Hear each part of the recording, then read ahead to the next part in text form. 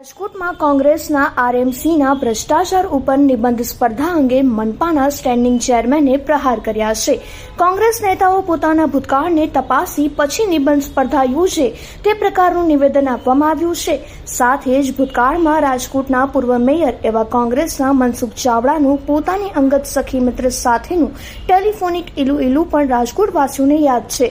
ભૂતપૂર્વ કોંગ્રેસના મેયર સ્વર્ગસ્થ શકીલ રફાઈ ગાડી લઈને આબુ દારૂ લેવા જતા પકડ્યા હતા. આંકડાઓ કેલ્ક્યુલેટર બહાર નીકળી જાય એટલા 2014 પહેલાની કોંગ્રેસ સરકારના કારનામાઓ છે. વિપક્ષ દ્વારા આક્ષેપો થતા હોય છે.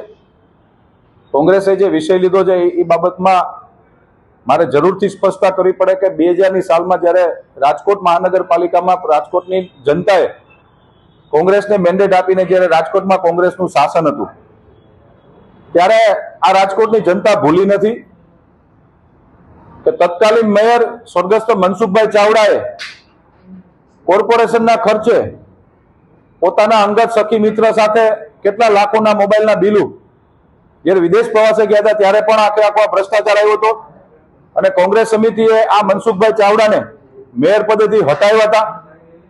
કોંગ્રેસના સમયની અંદર તત્કાલીન ડેપ્યુટી મેયર સ્વર્ગસ્થ શકીલભાઈ રફાઈ ડેપ્યુટી મેયરની સરકારી ગાડીમાં આબુથી દારૂ લેતા પણ પકડાયા છે. અને કોંગ્રેસના સમયની અંદર રાજકોટમાં મેયર બંગલાનો કઈ પ્રકારનો ઉપયોગ થતો હતો આની પણ નિબંધ સ્પર્ધામાં નિબંધ લખાવો જોઈએ. આ કેમ કોંગ્રેસના મિત્રો બોલતા નથી? ભ્રષ્ટાચારની જો કોંગ્રેસ વાત કરતી હોય તો મારે આજે જરૂરથી કહેવું છે કે 2014 પહેલા આ દેશની અંદર કોંગ્રેસનું શાસન હતું. કોમ્પ્યુટરના અને કેલ્ક્યુલેટરના આંકડા ટૂંકા પડે એટલા આ દેશમાં ભ્રષ્ટાચારો થયા છે. એટલે કોંગ્રેસનું કામ આક્ષેપનું છે. પ્રજાએ 2021માં રાજકોટ મહાનગરપાલિકામાં 4 કોર્પોરેટર કોંગ્રેસના મોકલ્યા હતા. એમાંથી 2 વયા ગયા અને વળી પાછા આવ્યા. બધું રાજકોટની જનતા જાણે છે.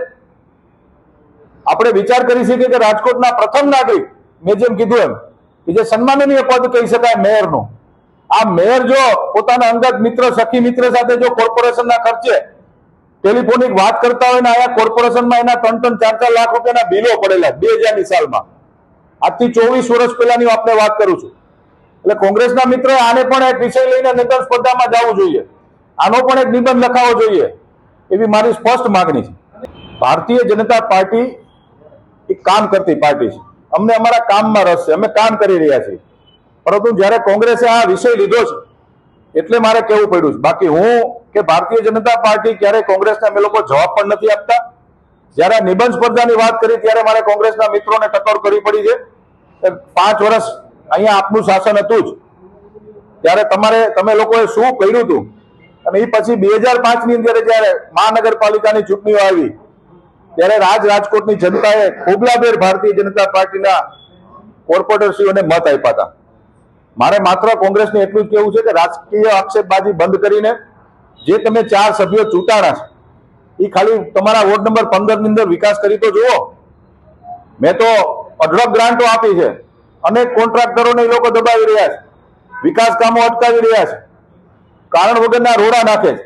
વિપક્ષ તરીકે અમે પણ ઈચ્છીએ કે કોંગ્રેસ સારી રીતે અમારી સામે આવે, પણ આજે મજબૂરીથી કહેવું પડે છે કે વિપક્ષના લોકો માત્ર મીડિયા પૂરતા સીમિત રહી ગયા છે. ગ્રાઉન્ડ રિયાલિટીમાં કોંગ્રેસ આવતી નથી. એ પણ આજે વિપક્ષ તરીકે અમને ખરેખર દુઃખ થઈ રહ્યું છે.